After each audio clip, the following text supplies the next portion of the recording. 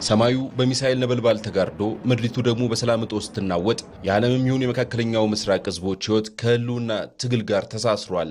ዛሬ ቀጠናው ያለበት የቀውስ ደረጃ ተራ ጦርነት ብቻ ሳይሆን የጂኦፖለቲካዊ ፍላጎቶችና የታሪክ ጠባሳዎች የፈጠሩት አደገኛ ፍንዳታ ይመስላል። በኦፕሬሽን ኤፒክ ፉሪ ወይንም ታላቁ ቁጣ በሚል እስራኤልና አሜሪካ ኢራን ላይ የከፈቱት ጦርነት ከተጀመረም እነሆ ዛሬ አስቸጋሪ 30 ቀናቶችን ሲደፍን ዓለም ትንፋሿን ውጣ ወደምትከታተለው በትራጀዲ የተሞላ ክስተትን እያስተናገደም ቀጥሏል።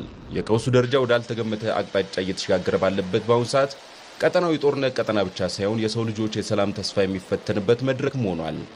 የኢራን የኤነርጂ ባለስልጣን እንደገለጸው ከሆነ በቴህራን የኃይል መሰረተ ልማት ተቋማት ላይ በተፈጸመ ጥቃት መዲናዋ ቴህራንን ጨምሮ በተወሰኑ ከተሞች ላይ ኤሌክትሪክ ኃይል ተቋርጧል።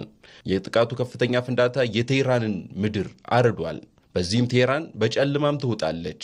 በእርግጥ የአሜሪካው ፕሬዝዳንት ዶናልድ ትራምፕ የኢራን መሰረተ ልማቶች ላይ ጥቃት ለመፈጸም የ48 ሰዓታትን የቀነ ገደብ እያራዘሙ መቀጠላቸው ይታወቃል።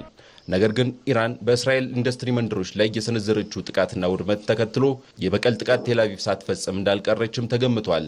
ምክንያቱም ከኢራን የተተኮሰ ባሊስቲክ ሚሳኤል ስብርባሪ በእስራኤል ደቡባዊ ክፍል በሚገኝ አንድ የኬሚካል ፋብሪካ ላይ ማረፉ የእስራኤል መከላከያ ሰራዊት አይዲኤፍ አስታውቋል።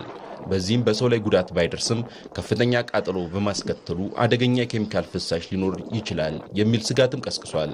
በሌላ በኩል ኢራን በገልፍ ሀገራት የኢንዱስትሪ ማዕከላት ላይ ጥቃትም ሰንዝራለች። ይህ የሀገራቱ ዋና ዋና የኢንዱስትሪ መሰረተ ልማቶች ላይ ተከታታይ ጥቃቶች የተሰነዘሩባቸው ሲሆኑ በተለይም በተባበሩት አረብ ኤሚሬቶች አቡዳቢ በሚገኝ ቁልፍ የአሉሚኒየም ፋብሪካ ላይ በደረሰ የኢራን ጥቃት በርካታ ሰዎች መቁሰላቸውና በፋብሪካው ላይ ከፍተኛ ጉዳት እንደደረሰ ተዘግቧል። በተመሳሳይ በባህሬን ትልቁ የሚባለው የአሉሚኒየም ማቅለጫ ፋብሪካ ላይ በደረሰ ጥቃት 2 ሰራተኞች ጉዳት ደርሶባቸዋል። ኦማን፣ ኩዌትና ሊባኖስ የኢራን ድሮኖች ጥቃት ሰለባም ሆነዋል። በእርግጥ የገልፍ ሀገራት ኢኮኖሚያቸውና የአኗኗር ዘይቤያቸው ላይ አደጋ መውደቁ የተገለጸ ሲሆን በማንኛውም የወደፊት የሰላም ንግግር ላይ ድምጻቸው ሊሰማ እንደሚገባ የሚገልጹ ብዙዎች ናቸው።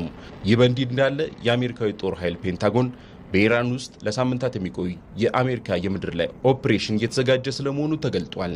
ዋሽንግተን ፖስት እንደዘገበው እቅዱ ሙሉ ዘመቻ ባይሆንም በልዩ ግብረ ኃይልና በመደበኛ ጦር የሚታገዝ ድንገተኛ ጥቃቶችን ሊያካትት ይችላል። ስለ ፔንታጎን ዝግጅት የገለጸው ጋዜጣው ይህም በካርግ ደሴትና በሆርሙዝ ወንዝ አቅራቢያ ያሉ የባህር ዳርቻዎች ላይ የሚፈጸሙ ጥቃቶችን ሊያካትት እንደሚችል የአሜሪካ ባለስልጣናትን ጠቅሶ ዘግቧል። ይህም እቅድ የአሜሪካ ወታደሮች ለኢራን ድሮኖች፣ ሚሳኤሎችና የምድር ላይ ፈንጂዎች ሊጋለጥ እንደሚችል ተመላክቷል። የኦፕሬሽን ከሳምንታት እስከ 2 ወራት ሊፈጅ እንደሚችልም ተገምቷል።